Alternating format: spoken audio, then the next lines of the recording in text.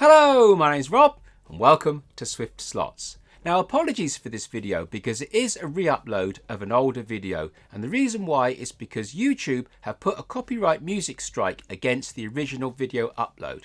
Now I use a video editing suite called CapCut, and within CapCut there is a music suite. You simply take the music from the music suite, add it to your video and upload it to YouTube, and YouTube will tell you if there is or isn't a copyright strike against it. And if there is a copyright strike against it, I simply take my video back to my editing suite, change the music, re-upload until there is no copyright. The problem is YouTube decide months or even years afterwards that that music does in fact have a copyright against it, and then they demonetize the video. Now that in itself is not a huge problem because I make so little from these videos, it really isn't an issue monetary wise, but there is a moral issue to this. Now when they put a copyright strike against your video, they give all of the proceeds of that video to the music creator, and that's completely wrong. If you're making a music video, that would be fine because it's music on music, but this is a crafting video and it's not about music, and I could make this content with any music I like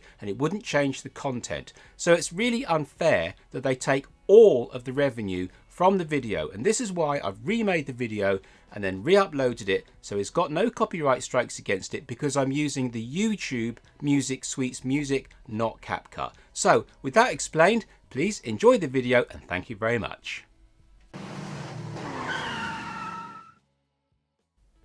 Hello, my name's Rob and welcome to Swift Slots. Probably about 20 years ago or so, Fly started producing their slot cars. I was very lucky, I thought, to get on board right at the beginning of a company in their product range. And they started with A1 and A2, the two Vipers. I bought A2, the blue one with the white stripes. My idea was to collect every single slot car Fly ever made and every single variant as well. And like I said, I was right on it at the beginning. I thought it was a great idea.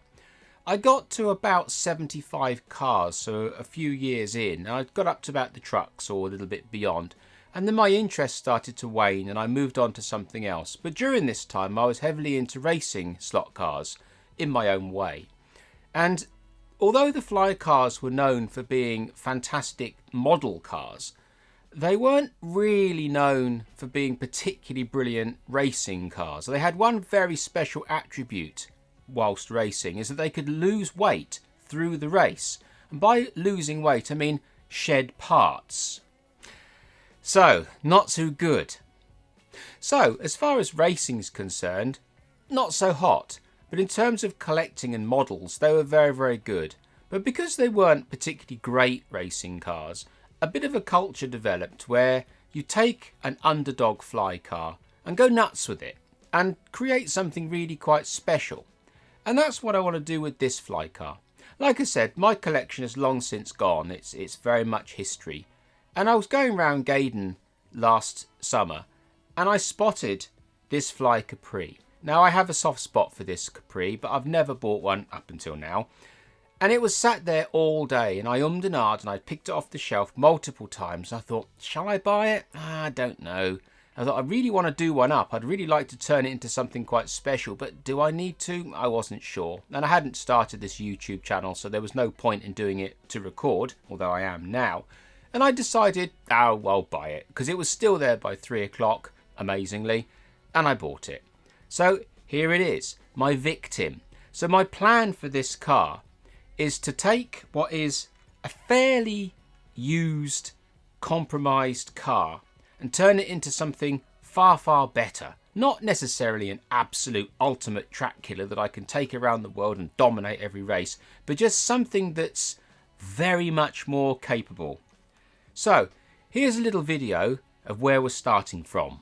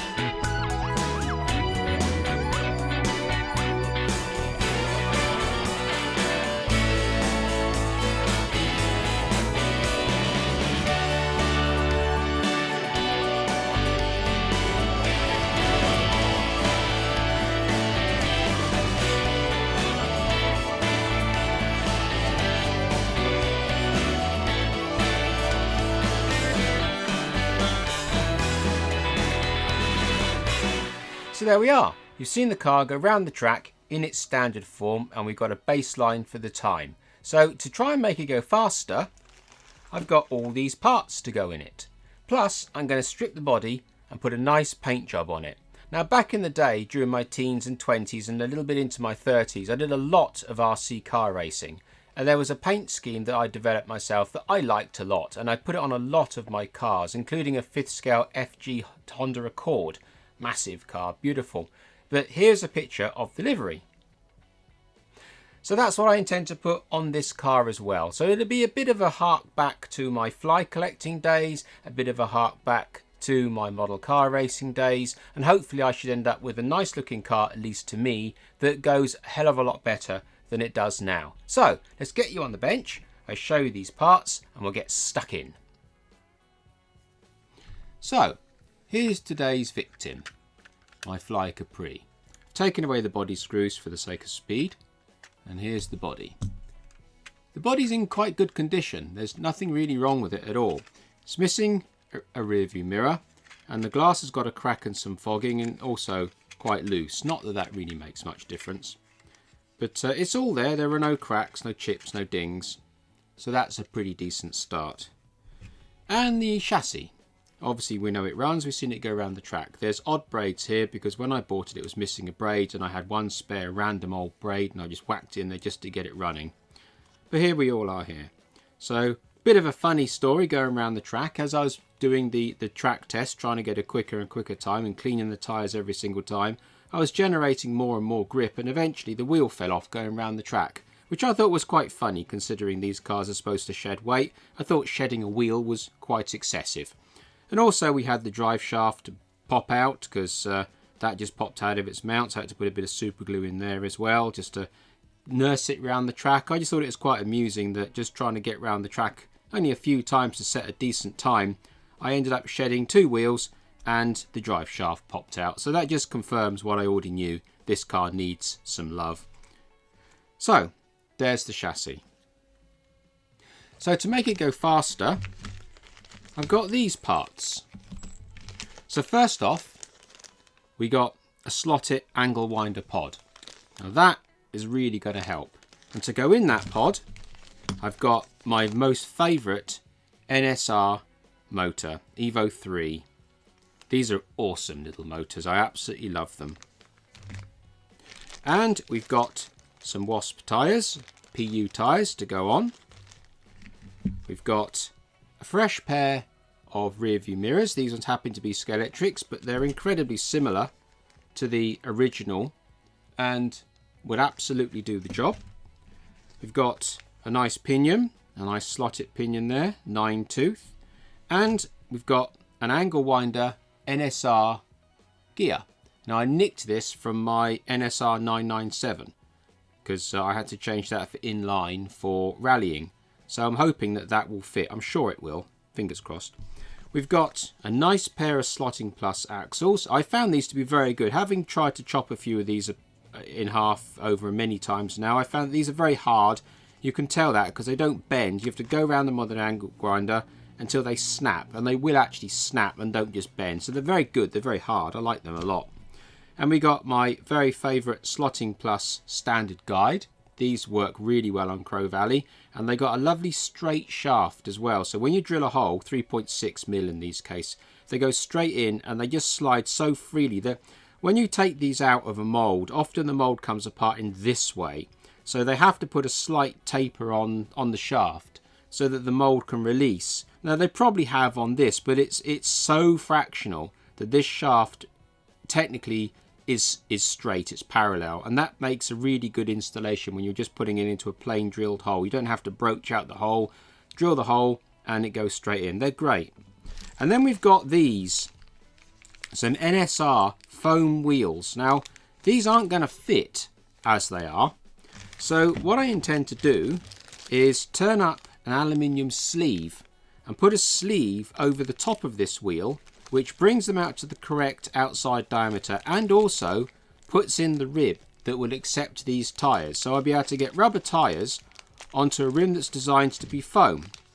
And also what I shall do is I shall liberate these wheels, or the centres of these wheels, and get them into the centres of these alloy wheels. So you'll end up with a wheel that's very similar to these, apart from there'll be aluminium with Wasp PU tyres. So that should get the grip sorted out and stop shedding tyres. That'll be marvellous.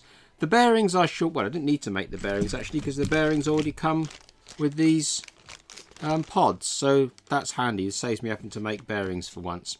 So there we are. So that's all the parts that I've got to go into my Capri and try and make it faster. So let's get stuck in.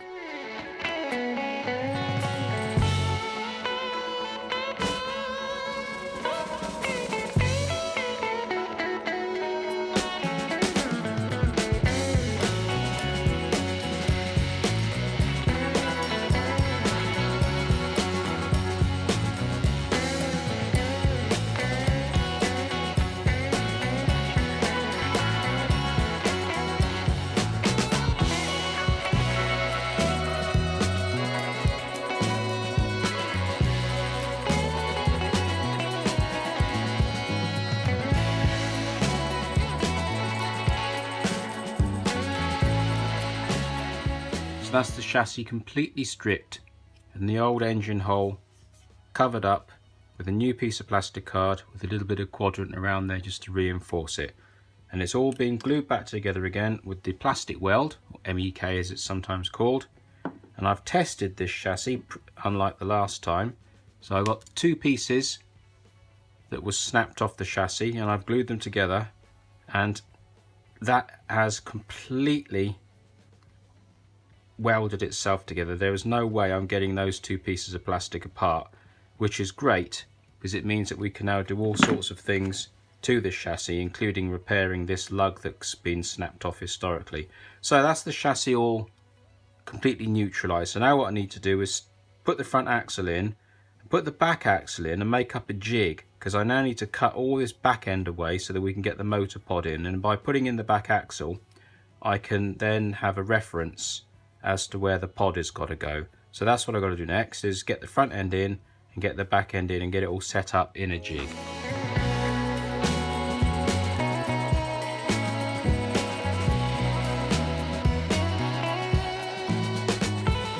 So here is the jig that I've made to make sure that my back axle stays in exactly the same place when I put the pod in. And as you can see, the back axle is incredibly free to slide all the way through those reference points completely with no resistance at all. And all I've done to do that is obviously scrap piece of MDF with a block in each corner, and the blocks are registered into certain parts of the chassis that I know that will be used as a lock. You've got a front and rear stop, a couple of screws on either side with some washers just to hold down the center piece of the chassis where I'm focusing my attention on the back axle. And there's a couple of bits of brass here with a 2.4mm hole drilled into it. So they're not particularly slack, but they're not particularly tight either, but they're just enough to register. There's not a lot of movement, and they've been bent and left a bit short so that I can flood the distance with super glue. So these are hanging until they're glued, and then they lock, which means that they absolutely center where they're supposed to. So there's no problems at all. So what we've got to do now is take this back axle out, chop away these plastic mounts, and then start making up the position of the motor pod and making some allowances where need be to get that motor pod in. And there will have to be some reinforcements along this inside edge here, which I've already worked out will work. And there'll be brass strip. I'll come down here around the corner, because the amount of plastic that's left in this area here especially is going to be unbelievably minimal. But the body is mounted on this front half of the chassis, so the only thing that's actually carrying weight on the back half of this chassis that needs supporting are these two rear motor mount screws. Obviously they're important, hence the reason why we need to bring some strength through, but we're not actually having the weight of the body on the back of this, it's just the motor pod. So having worked out how much strength is in this brass strip. There's plenty of strength there to come down the side, down here, pin it in a couple of places and flood it with super glue. These alone will be more than strong enough. I may end up having to put some carbon fibre strip on the bottom of the chassis, and I've got this nice long length of carbon fibre. I think it's 1 mil by 6 mil, and it's nice and strong carbon fibre, so that may end up going underneath the chassis in a couple of places, riveted to the bottom, just to transfer a little bit of that strength over. But this isn't particularly strong in, well, it is strong, to be honest. It's probably strong enough, more than strong enough, I'm sure. But anyway, we'll see what we get to when we get there. So let's crack on. Let's chop up the chassis.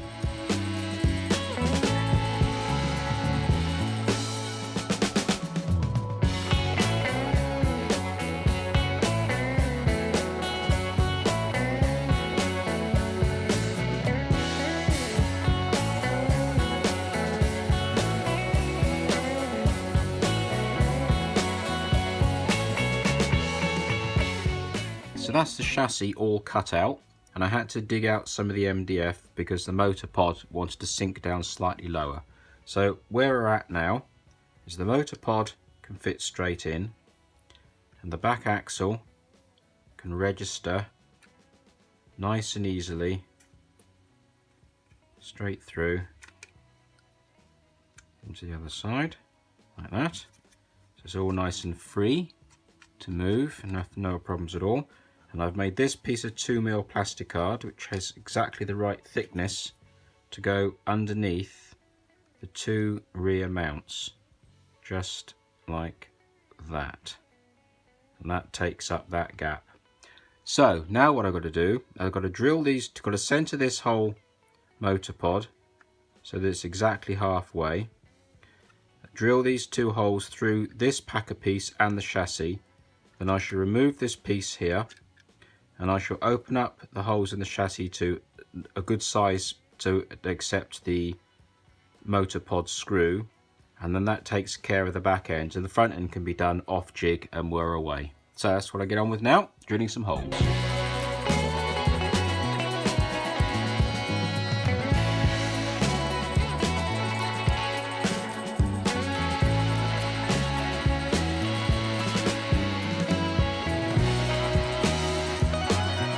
So now the rear motor pod mount is back into place, all ready to go.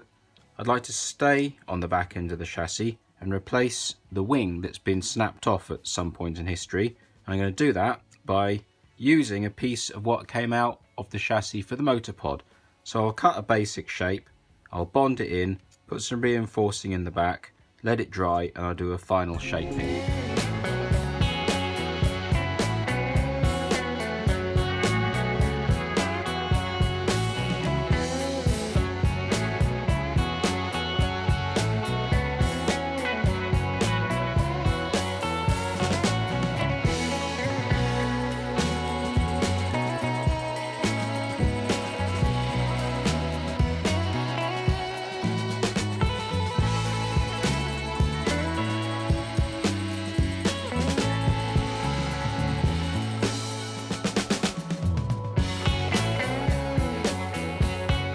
There is the missing piece of chassis, all put back on and looking pretty neat. Right.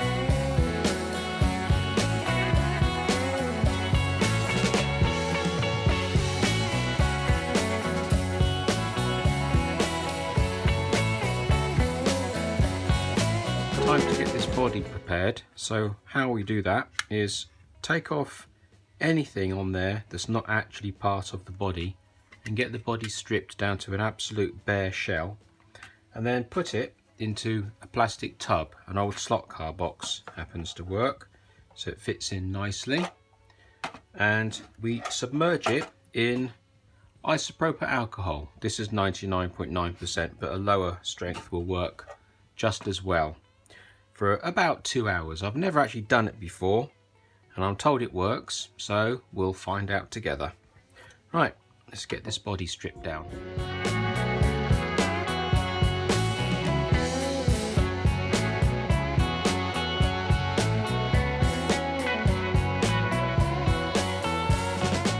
There we are, that's all the parts dissected from the body. We did sustain a small casualty with this rear wing. Somebody had glued it in historically and it broke off a little bit here, but I can repair that with glue and filler and I can make that good again, that's not a problem. The rest of it came out fairly easy. The front grille put up a little tiny bit of a fight, mainly because I didn't want to break the grille. I'll leave the grille, I think I'll just leave it exactly as it is, I won't repaint that. It's in really nice condition. It is missing a lens on there it would seem, but I'll make one of those, it's not really a problem. So let's get this body, wing and these door panels in and we'll take it from there. Okay, so as you see, there's been a slight change of plan. The alcohol didn't seem to work for me. I let it soak for probably 4 or 5 hours and it just wasn't doing anything at all. So change of plan. I tried Autoglim paint remover on the decals. It was going to do the job, but it was going to take ages. So I've resorted to 1000 grit sandpaper and just a little bit of elbow grease, and I'll demonstrate that it's not too bad. It actually comes off pretty okay. So as you can see, it's taken off the tampos pretty quickly. I just get rid of that elephant on the bonnet. This elephant is there, and a bit of 1000 wet and dry. And as you can see, it's taking it off pretty quickly. So probably be about 20 minutes of rubbing and should get it all off.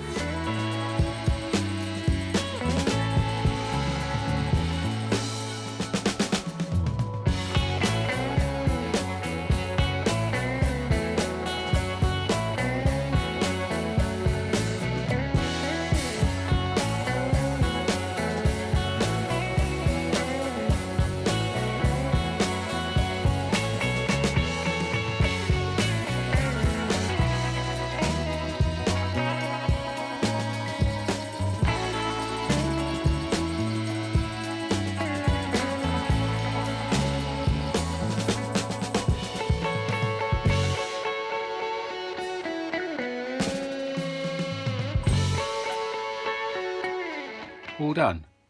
That literally took me about 3/4 of an hour to do the whole thing. So the door cards all done nicely enough, and the rear spoiler. So what I'll do now is I'll run a bit of Scotch-Brite pad over the top of it, get into all the nooks and crannies to dull down all of the paintwork, and then we'll give it a coat of primer. Okay, so because the rear spoiler had previously been broken and got a little bit more broken when I removed it off the car, I've decided to fix the rear spoiler onto the car before I actually spray it. So the way that I've decided to do that is I've taken a .85 drill and drilled a hole up through the rear wing support, which is just a little tiny bit bigger than this 0.8mm brass wire. So that brass wire will go in there like that. So then what I'll do is I'll pop the whole wing back on. I can glue the wing back on this side as normal, and this side I can then bend that wire around onto the body and reinforce that with super glue as well. So that'll actually have a decent amount of mechanical strength in there. And I can flood all this with super thin pink zap to bond it all tight, put a bit of car body filler into this hole, and it'll all be good. And then when it's all sprayed, you'll never know, and it'll be as strong as anything. So that's what I'll do next, get this rear wing on.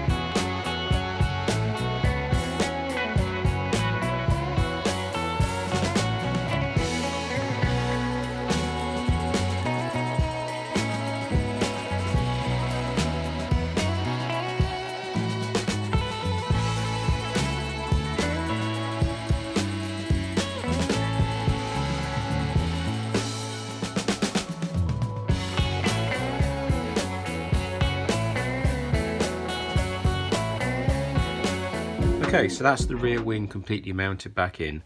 So I used green zap on the inside, the thick one, to give a body. And on the outside, where I needed it to be super thin, I used the pink zap because it wicks in all the cracks. So green on the inside, thin on the outside. That's wicked all into the crevices on the outside and formed a good strong bond on the inside with a volume of super glue to hold everything in place.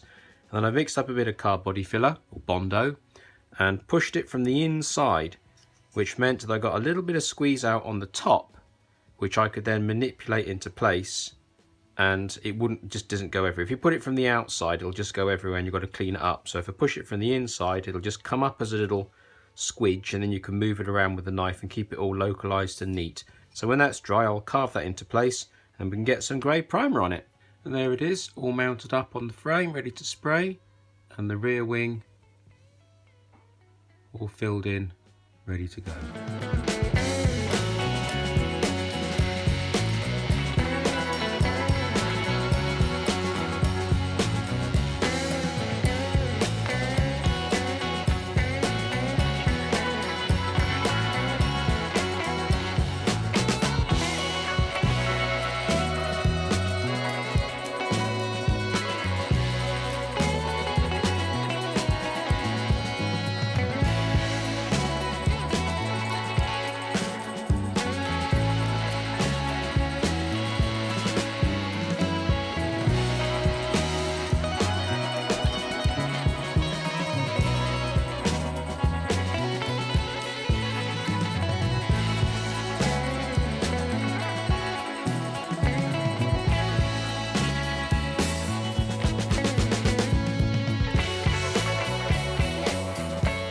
That's 3 light coats of white primer. There are a few little blemishes that I hadn't picked up when I was initially sanding the body. So now I'll go over the whole thing with 1500 grit wet and dry, get it all spot on, and give it one last coat of primer, let it rest, and then we can think about getting the top coats on.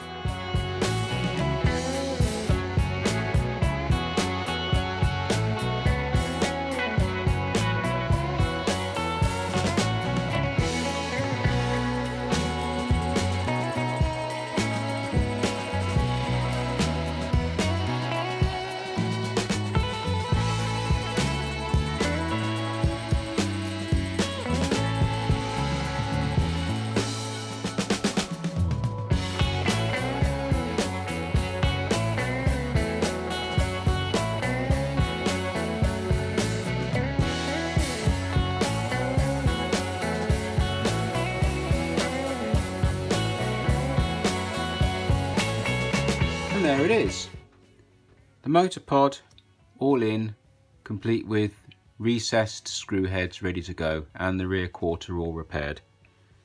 And here is the primed body, all done, all ready to start flattening down the primer, putting a top coat on, and we can pop the chassis into the body and double check the fitment of the rear quarter. All looking good. So I think that'll do us for part 1.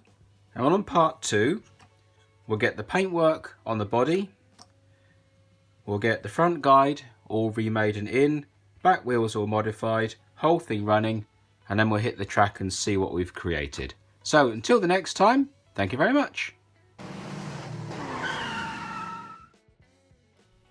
Hello, my name's Rob and welcome to Swift Slots. Now in part 1 I did say that in part 2 we'd have the whole build finished and track tested. Well, I've actually made part 2 and it's running to an hour long, so I decided to break it up into 2 more pieces. So this is part 2 and there'll be a part 3 in a couple of days time. I hope you don't mind. Anyway, let's crack on with the video. Enjoy.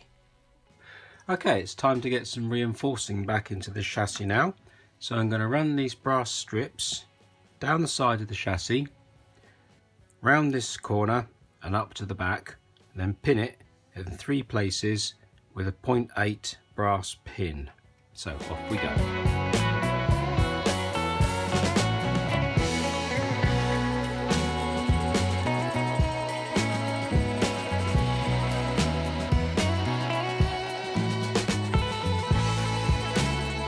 So there we are, we've got the brass rails all bent up with soldered pins, folded over and then super glued to the inside of the frame, and that will increase the strength around these severely weakened areas to the point at which it's now a usable chassis again. And as you can see, the chassis pod fits in perfectly, not a problem, and it clears the axles as well. So that's that done. Now he's got to move on to making up a new front guide mount.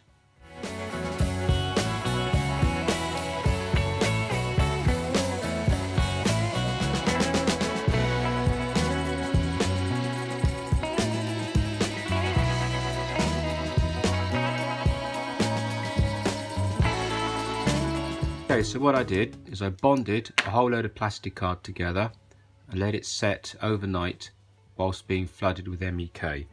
What needs to happen now is I need to fashion this block into the guide holder and put it back where the original guide holder was, but this time overlapping this little insert piece that I put over the old motor mount so that it makes it all nice and solid again. And the reason why I've made a new mount is because the guide as standard sits too high in the chassis, so there's too much shaft coming out, and that shaft is unsupported. So you may as well have a supported shaft as an unsupported shaft. So if I make this thicker, I can drop this more out the bottom of the car and give more support to the guide.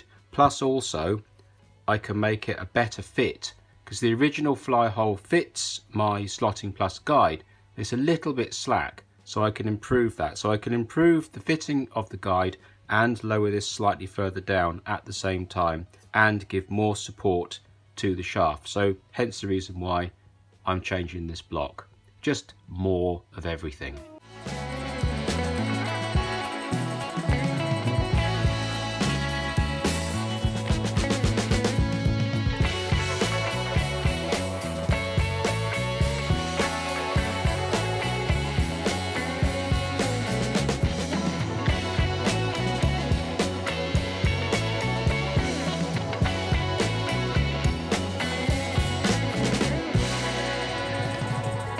Okay, so that's the mount all made, with the guide all turning nice and freely in it. There's a little rebate under the bottom which locates into this little rebate that I've scratched into the chassis. So he fits in there nicely. And now we got the base of this tongue just coming down slightly lower than the chassis, which will give us a little bit of extra. And then the guide is free to turn. And there we are. So what I'll need to do now is put a little bit of MEK on the bottom here, clamp that into place and then leave it for a few hours.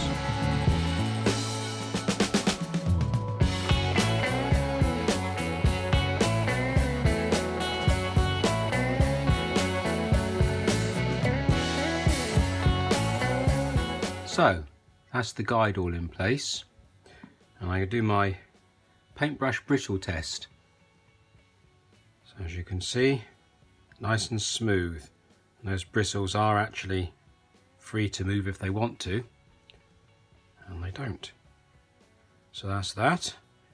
And also there's basically no movement in that guide at all, and it's also free to rise and fall, completely free. So that's 100% improvement on what was there, and it's a nice deep guide. So that's the guide all finished up. Now we turn our attentions to these wheels. So what's going to happen here, I'm going to take these foam alloy wheels and this piece of aluminium bar.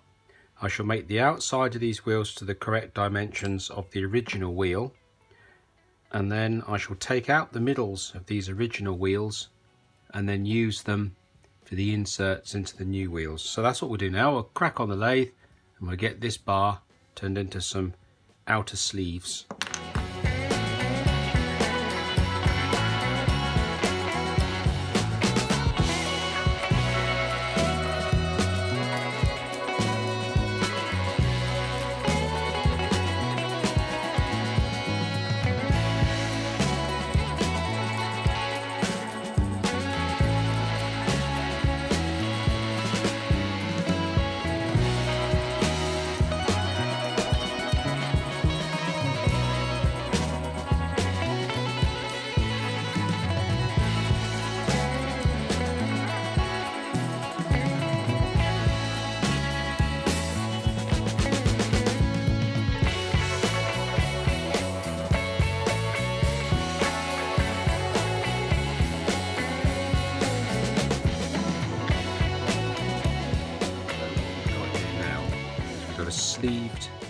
alloy wheel that accepts the original tyre exactly as it did in the original plastic wheel. So we've gotten that far, so we've effectively got some wheels again. What I now need to do is take the original wheel, put a bit of super glue on the inside here, push it tight onto the wheel, and on the lathe machine the outside completely away so that this whole wheel will actually fit inside the new one. It's going to be too deep, so then once that fits inside the new wheel, I shall take the shaft off and machine off the back so that you end up with a nice insert from here into the alloy wheel. Then the back of this plastic wheel is too deep for this alloy wheel, so this will end up being a tube, which means this center detail won't be fitting on this stub in the middle. It'll have to fit on this new stub. Now the hole is too big to go over that center, so I shall just gently ream the center of this detail so that it fits over the center of the alloy wheel, and once the insert is placed into the wheel and all the way to the back, I can then gently lower the gold lattice insert over the top of the whole lot, and that's the wheel done. So let's get on the lathe.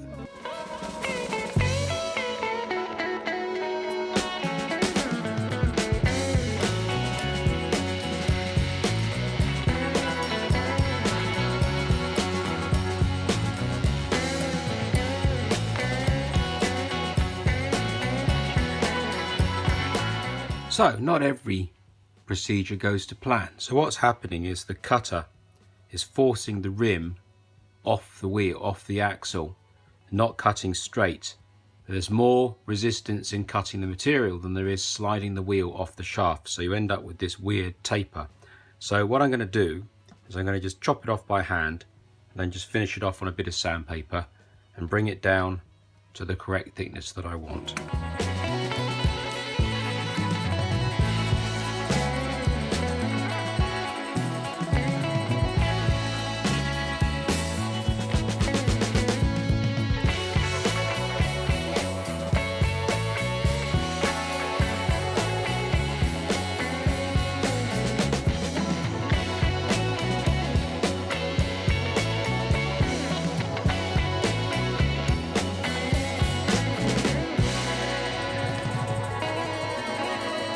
Okay, so that's all that sorted out.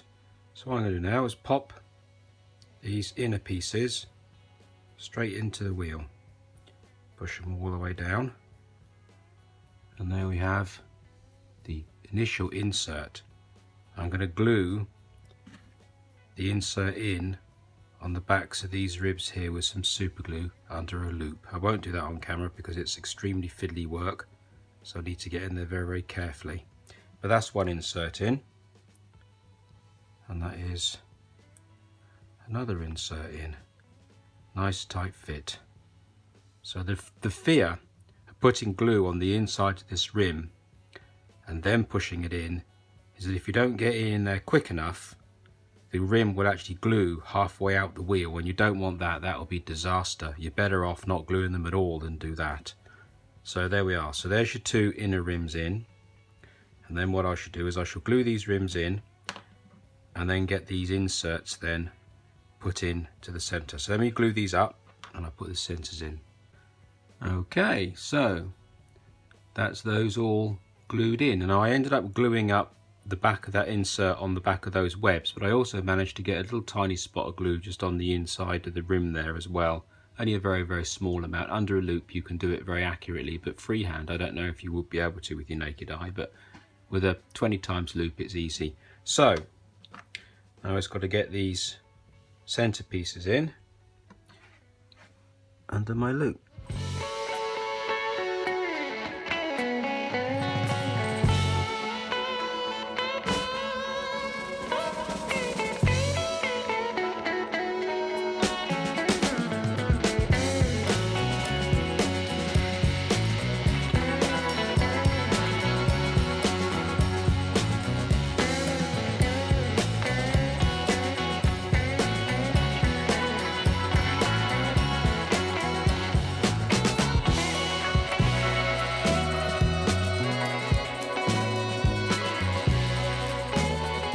there you are, one set of alloy wheels converted to fly wheels. The inserts and outer sleeves all done. So there's only one little job left to do, and that's just to file that little half crescent in there, just so that I can get the grub screw in there, but that's no big deal, I can do that anytime. And as you can see, the original fly wheels, tyres rather, they go straight on, no issues. They look exactly the same as they always did. And to be fair, at a passing glance, I don't think many people could tell that these weren't the original plastic fly wheels. So they've maintained their character completely. So, with the wheels all done, I now need to turn my attentions to the tyres. Now I did say that I was going to use the Wasp PU tyres for this build, but considering how well my own homemade tyres worked on my 1/43 scale cars, I've decided to make my own tyres again for this build. Now, these tyres will be available on my web shop after I finish this video, so if you like what you see on my track test, feel free to grab yourself a pair. There'll be a direct replacement for the Fly Capri back end, and possibly others depending on what cars use this same tyre. But to get to there, I need to turn this piece of resin into 2 tyre blanks, and then I can make my mould and then cast up my tyres and get cracking.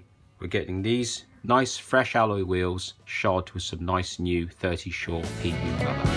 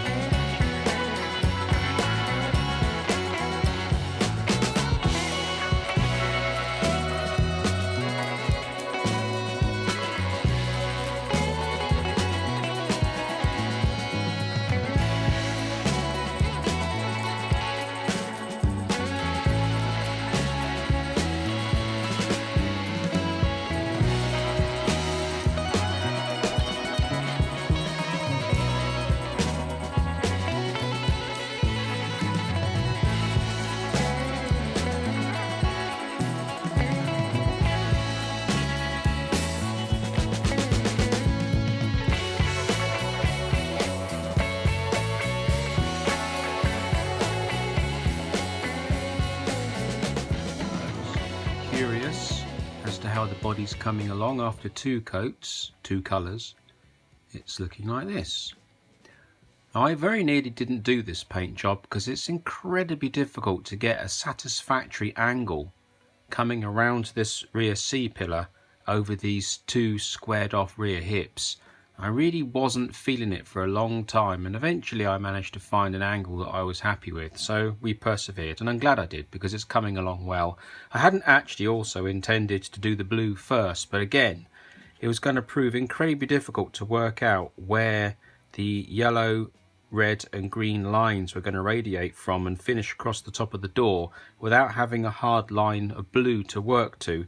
So I ended up going backwards and did the blue first. But I guess each time now I come forwards on a colour, I've got a nice white background, but it does mean I'm going to have to mask off both sides of the line.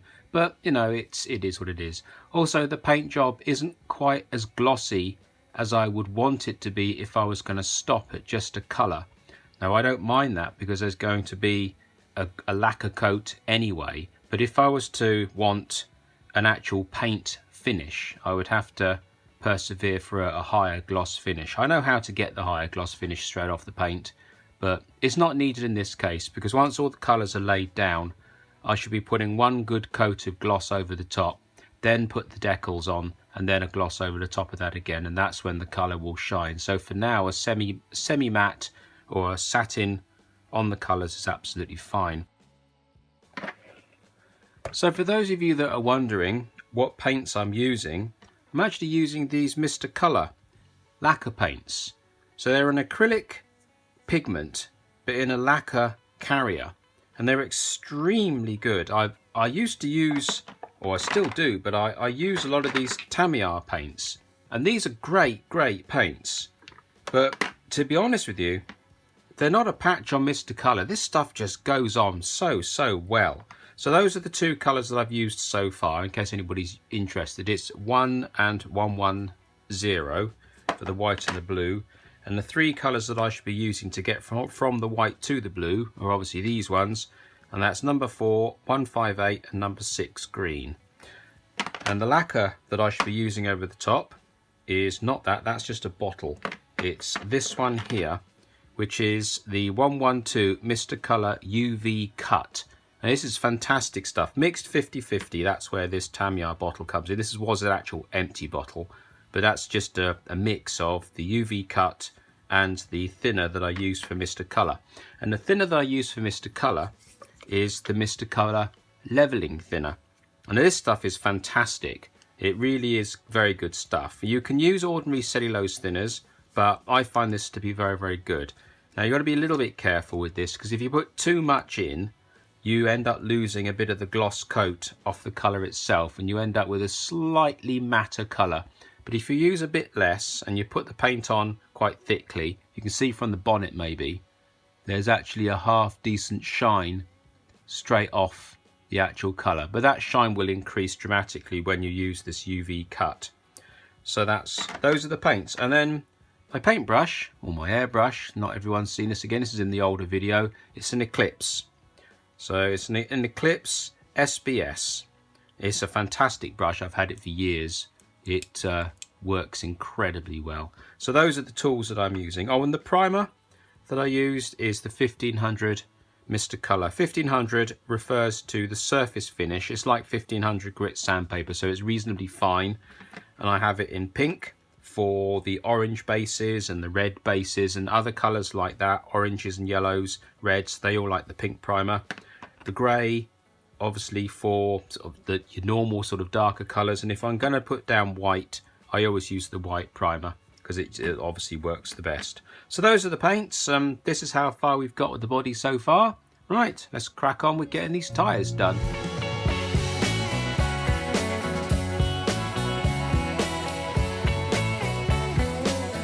So we've got a set of tyres successfully cast.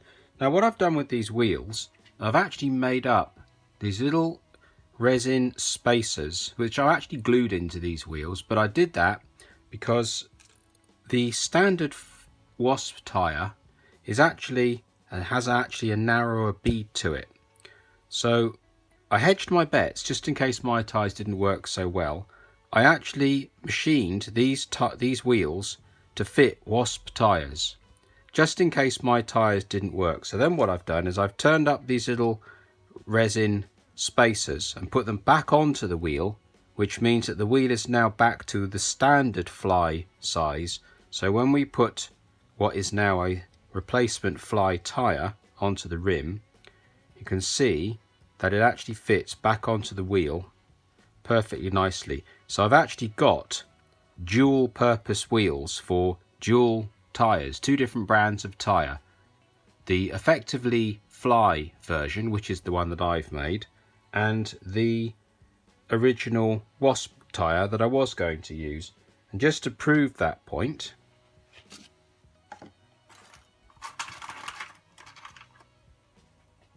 here is the original Fly tyre, and I put my wheel with its spacers on, and as you can see it goes straight on there as well. So I've actually got dual purpose wheels, but it just goes to prove the original Fly tyre, this one here, fits in exactly the same way as my own homemade 30 Shore tyres, and they fit just the same. Mine are a little bit softer, so you just need to just flick them around the rim a bit more, pull them over a bit, but there you go, they all fit great. So I get these tyres glued on with a bit of clear nail varnish, and then we can get them trued up.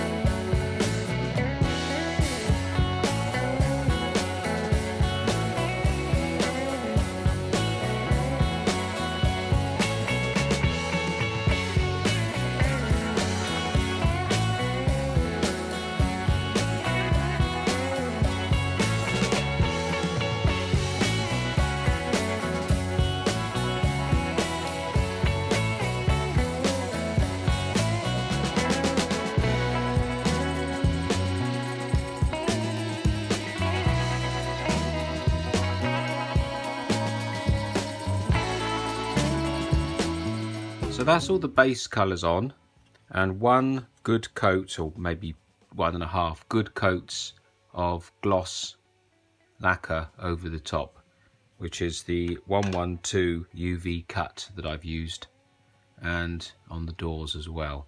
So now we've done that, we can get to the fun bit of putting on my water slides. Now, I've already started just putting the 5s on, just to get a feel for how they're laying onto the white and the black and so on. I just got a bit impatient, I wanted to try it. But I've been collecting water slide transfers for quite some time, and I've acquired this rather nice selection from various outlets over the last few months. So I've been playing around with these. I cut them out and lay them on the body before I get to the stage of putting them on. It's a painful process to try and find the ones that you want, but you know, we get there in the end.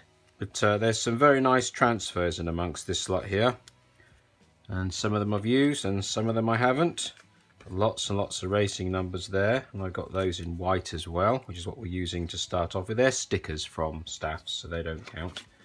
And I've got this other one in here, nice set of Goodyear sticker transfers, and some Mobile ones, and some BF Goodrich. I think that's the lot in that lot there, and some more stickers.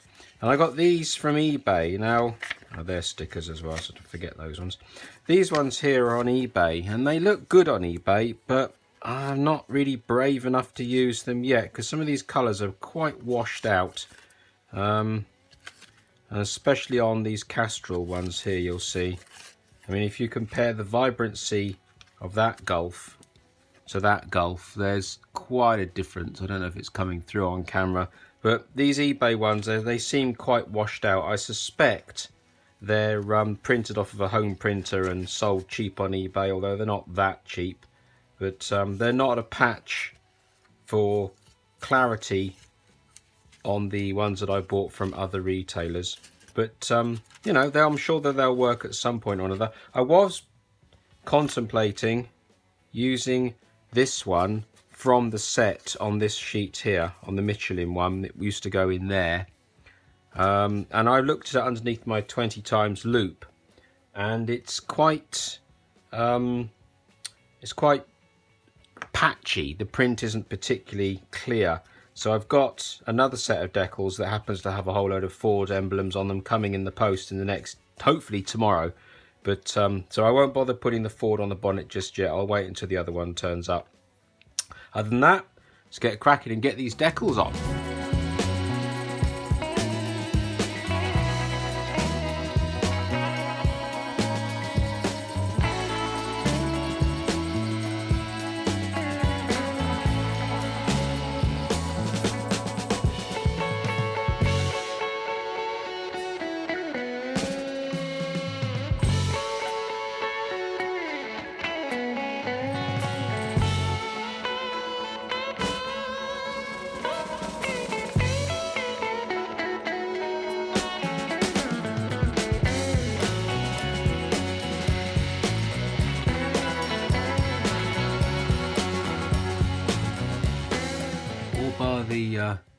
Ford or the front of the bonnet there, which is going to go just here.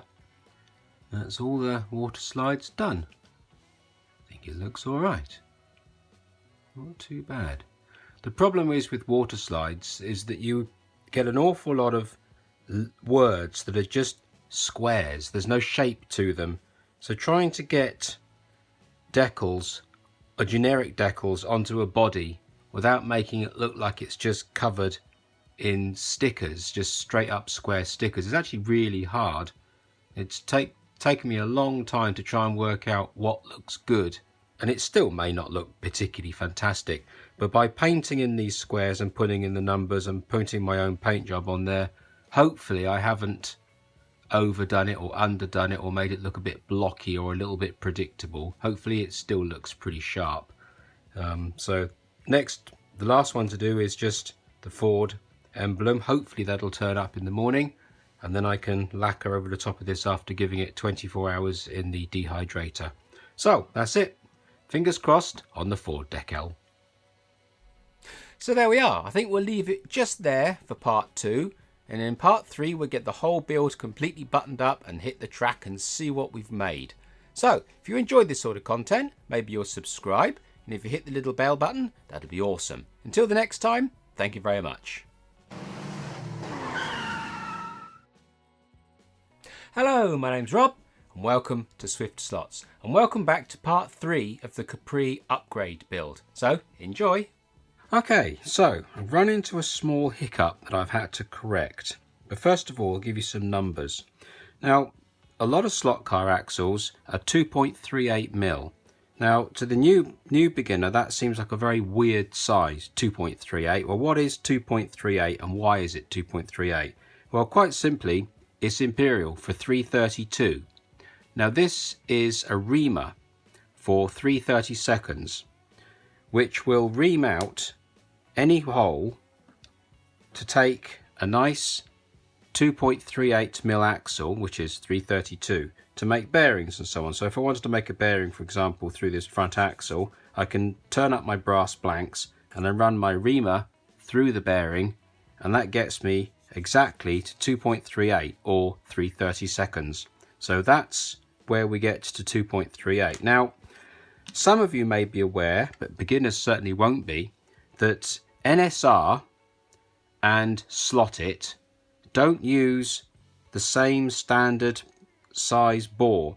NSR use a slightly smaller bore, and it's something like 2.34 or something like that. It's just a hair short, which means if you buy an NSR gear, it won't fit on a slotted axle or a standard axle because NSR are undersized. However, if you buy yourself a reamer, a 332 reamer, you can actually ream out the NSR gear so that the NSR gear becomes a standard fitment and slot it. And also the same with your wheels. Now these are actually NSR wheels, so you could run a reamer through your wheel and you get that to be a standard size wheel, no problems at all. There's a common misconception that NSR won't fit onto a standard axle.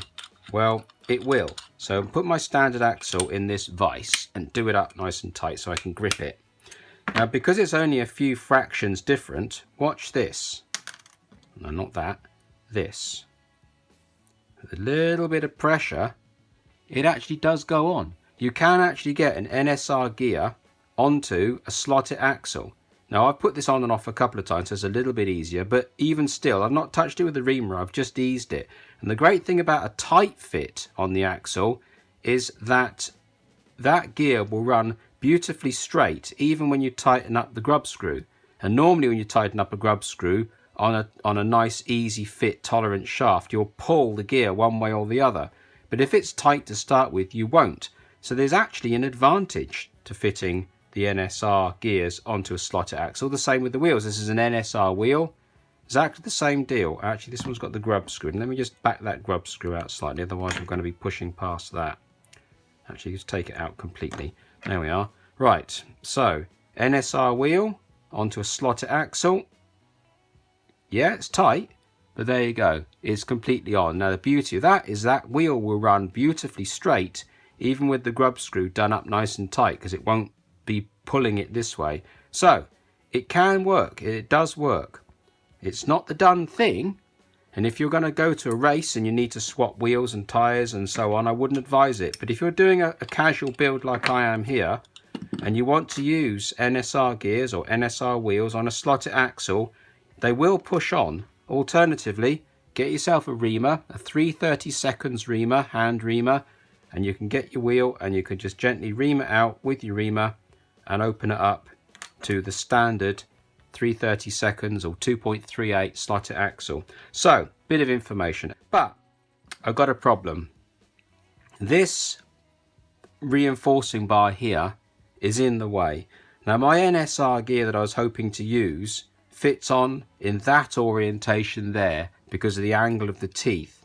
Now that's a problem because my wheel would have to go onto there and it's sitting too far out on the wheel, on the axle for the bodywork, because I need to clear some clearance for the motor. So if it sits like that, you can see that the motor, this side of the pinion, is much further out. And when you put that into the context of the wheel, you can suddenly see that I've got big interference problems. So what I needed to do is have the gear on this side. Now that's not going to work with this NSR gear. And some more numbers for you. This gear is a 16.8 mil diameter gear, so it's 16.8 millimeters across the width of it. Now by a 31 tooth. Now most gears are done by numbers of teeth which determine the diameter, and you'd think that would be the case with these gears, and maybe it is, but this is a slotted gear and it's an 18 mil gear. So the other problem that I had with these gears was when I put the gear on here in the correct orientation, it wouldn't actually marry up with the gear in the pod. It was missing it by miles. I don't know if you can quite see that. If I put the gear in there, because I put the pod in there, you can't see, but this gear wasn't even touching the pinion. Now normally what you do is you bring the gear out and that brings the mesh, but I can't bring the gear out because I got my tyre in the way. So basically I needed this gear flipped around and put into here so that it goes really tight up against the inside of this bearing housing, and then I can get my spacing on my wheel. As you can see from there, as it all goes in, it'll all clear. But as I said, this is a 16.8 mil gear on an NSR, and that won't touch this 10 tooth pinion. So I've ended up finding this slotted gear, which is actually a 3/32 bore anyway, so it fits my axles normally.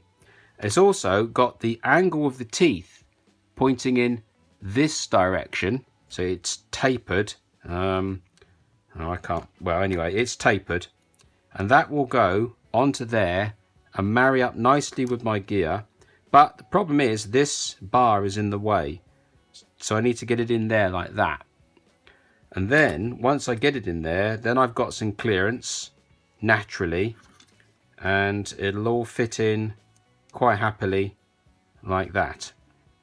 It'll just slide in. Anyway, so what I've got to do now is I basically got to liberate this section of the chassis here, put a very small ease bend in there, get that gear so that it drops in to here, and then it'll all marry in. And just, I forgot to say, this is an 18 mil gear, and the 18 mil gear marries up to this 10 tooth pinion beautifully, and the angle of the teeth are all in the right place. It's not easy to work out these gears online. They don't give you hardly any information, and I did try and find out what gears fit this pod. I didn't get an answer from the retailer, so I had to guess. So knowing that this 16.8 didn't quite touch the teeth at all, I went up to 18 mil and it works. So I also bought a couple of spare pinions as well, just to go up on the pinion if I need to, up or down, to ease the fitment. But I was lucky I got it in one, so my 10 tooth pinion does actually fit on there nicely, so that's all good. But it would help if the manufacturers gave you a lot more information on what combination will rudimentarily fit between these points, but they don't. So here we are, we're left in the world of guesswork. So that's what I've got to do now. Open up this piece of brass, get that gear in there, get that all meshing properly, and then I can get my wheel on, and then the chassis is done.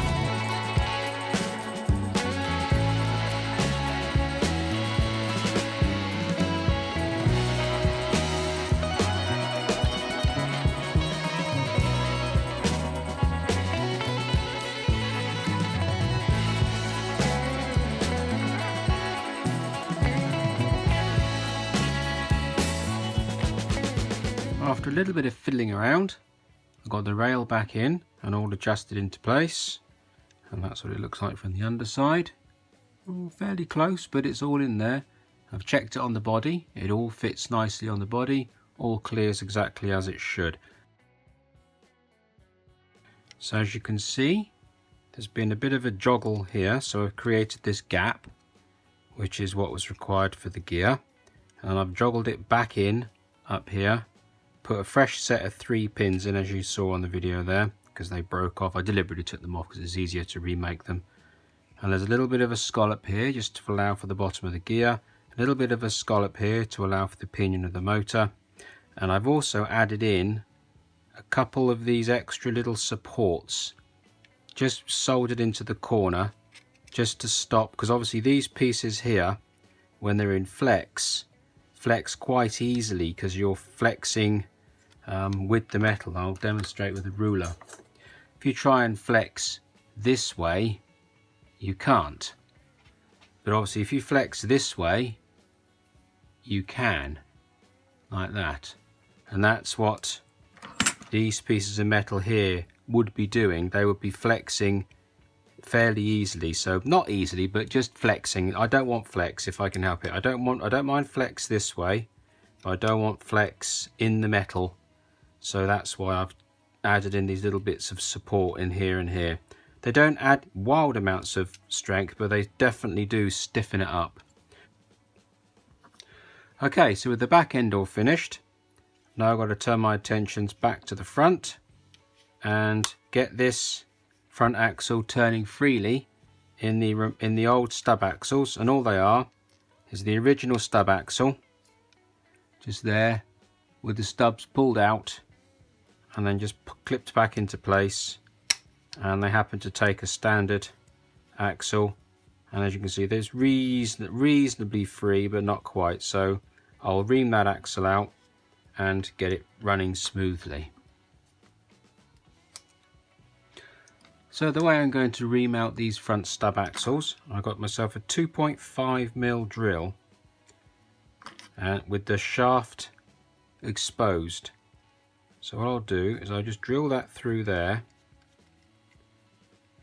and then keep it going into the other one and allow the drill shank, or allow the stub axle to run up onto the shank here.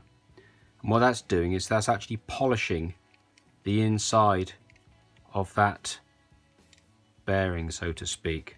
So we'll just pull it out whilst rotating, and it should fall out there fairly, yes it does.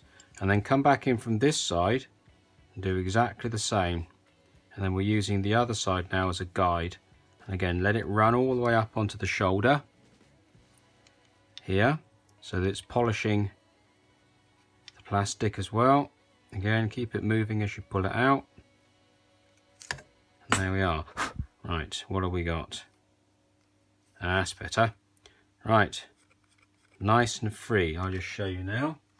If I put a wheel on there, you can see that is now nice and free, and there's basically no play in that whatsoever.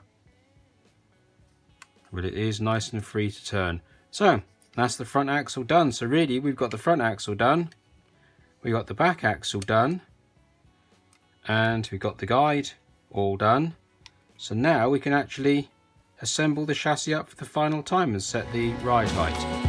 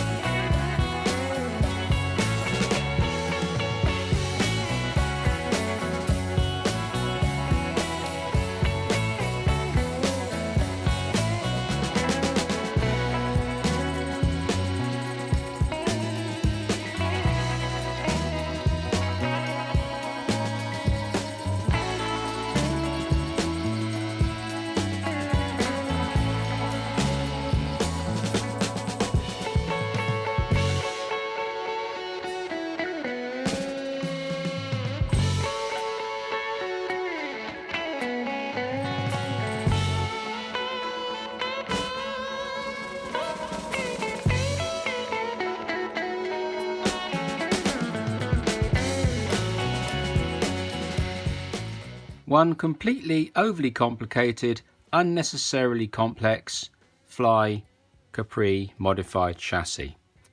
As you can see, we've got a Matus axle stopper on one side to control the end float of the axle.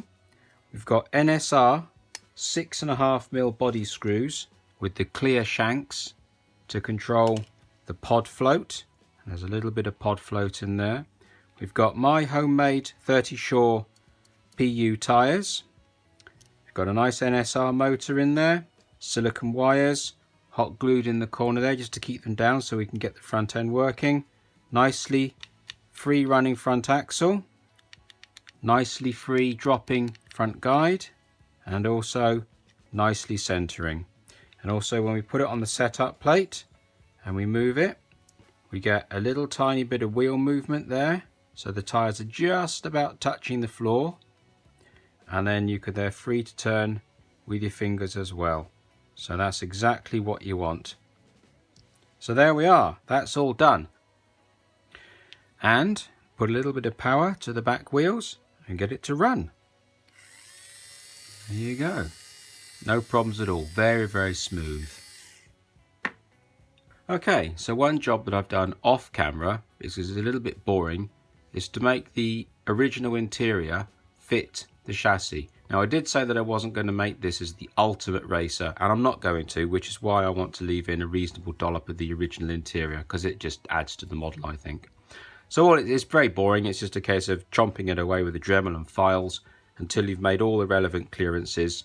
It's very easy to do with the body on, but with the glass out, and with the bare chassis. You can see exactly where the interior is hanging up, and you can just trim away the relevant plastics. And then all I've done is I've put back this cross member here, turned it around the other way in fact, and it's probably not right, but who cares. Just glued it in from the back so the detail is still there. I had to move what I think could be the fuel tank forwards a hair. That little silver bit of detail there needs to come off while I was removing this groove here. And then once it was all done and clearing the arm on the pod, I was able to glue it back. I've resprayed the seat in from red to silver. I've resprayed the helmet blue, and I've painted the gloves blue to tone the driver down a bit. The great thing with these Fly figures is the visor and the helmet come off and out. So the helmet comes off and the visor comes out completely. So you can just simply respray the helmet, put it all back together again, and you get perfect lines because it all comes apart. So that's really cool.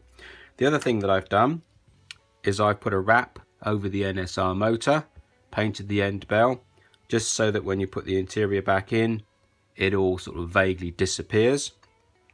And then the last job that I've got to do is repair this glass. And if you look closely on part one, you'll see the glass has a great big crack in it. And I did try and repair this, but it wasn't going anywhere. However, I did repair this side glass.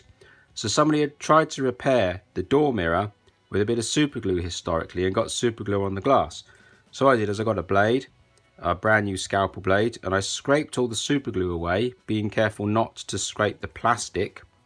And then with a bit of 3200 grit micro mesh sandpaper, incredibly fine, I was able to just polish the corner of that glass.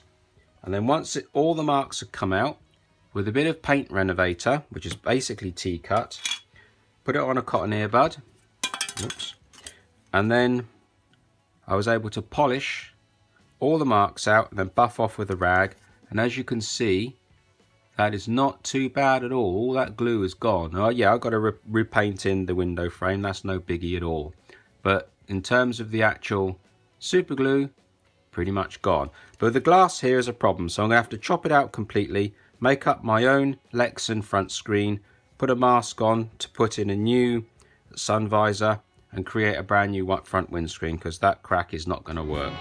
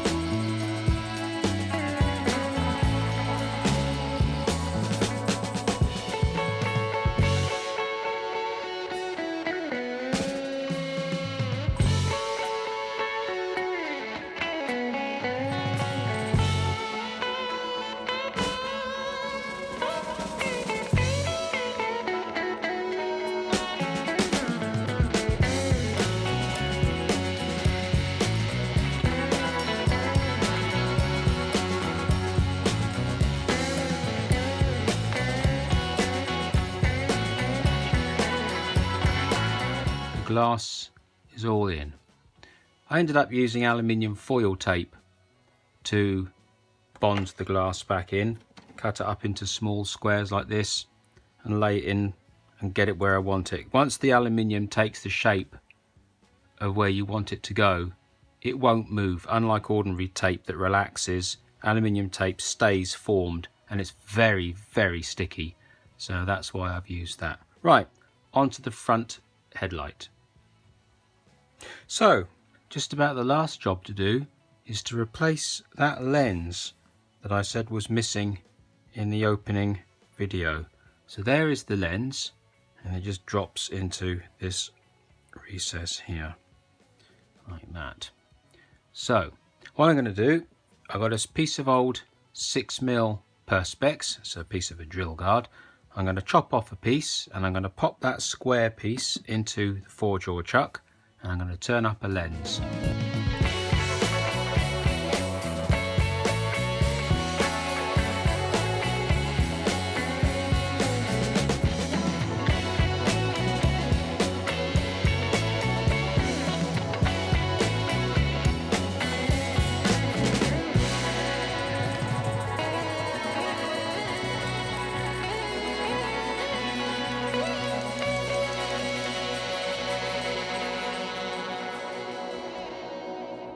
There it is, all done. Little tiny lens with a little curved face, and that will just go in there, like that. Hopefully the camera's going to pick that up. There you go, done.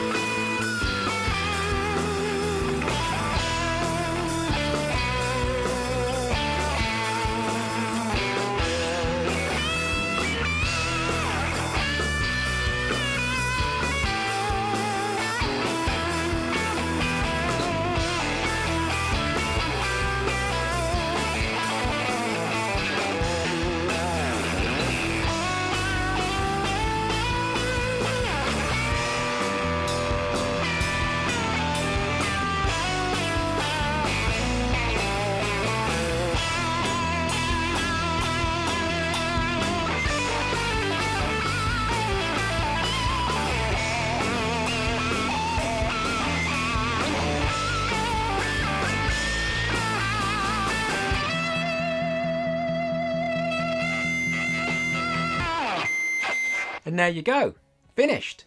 I'm really happy with the way it's turned out. These colours really bring back memories of my old radio controlled racing days, and the chassis come together well as well. There was a scary moment with the gears. I thought they weren't gonna quite fit, but I managed to circumnavigate that, and it's all come together in a very nice coherent package, and I think it looks really nice. So how did it do round Crow Valley?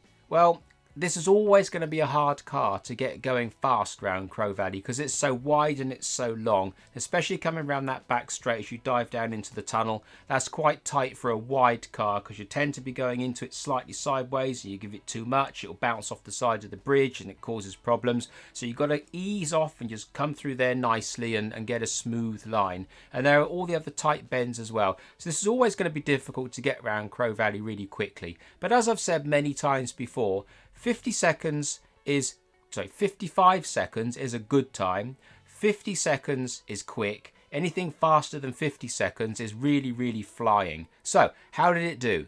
It did this.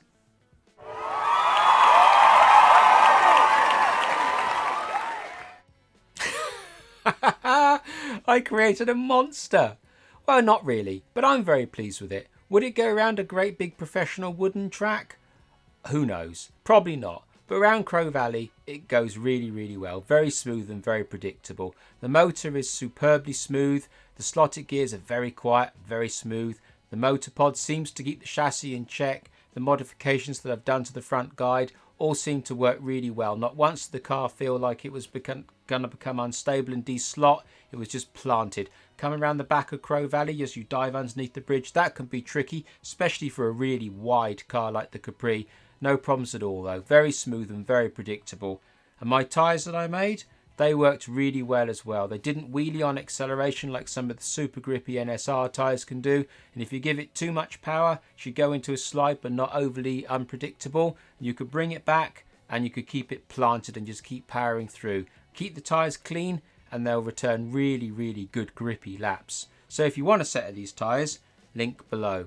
So I really hope that you enjoyed this content. And if you did, maybe you'll subscribe. And if you hit the little bell, that would be awesome. So until the next time, thank you very much.